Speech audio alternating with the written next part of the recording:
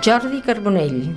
En Jordi Carbonell i de Ballester va néixer a Barcelona el 23 d'abril de 1924.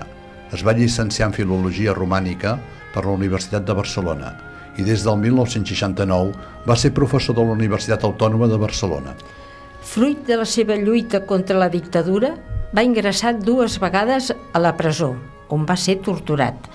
Al gener de 1971, en ser processat, va exigir el dret a declarar en català per denunciar la violació dels drets lingüístics del país, cosa que va provocar el seu cessament com a professor de la Universitat Autònoma de Barcelona. Arran d'aquesta situació, es va traslladar a la Universitat de Càller, Sardenya, i va ser lector de català i castellà a la Universitat de Liverpool.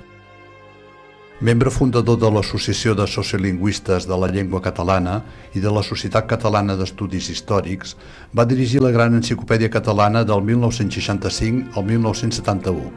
El 1972 va ser nomenat membre numerari de l'Institut d'Estudis Catalans i va ser secretari general adjunt i director de l'Oficina d'Onomàstica entre el 1984 i el 1989. Va participar en iniciatives de l'oposició antifranquista com l'Assemblea de Catalunya i va ser un dels impulsors del moviment nacionalistes d'esquerra. El 1992 va entrar a Esquerra Republicana, partit del qual en va ser president del 1996 al 2004.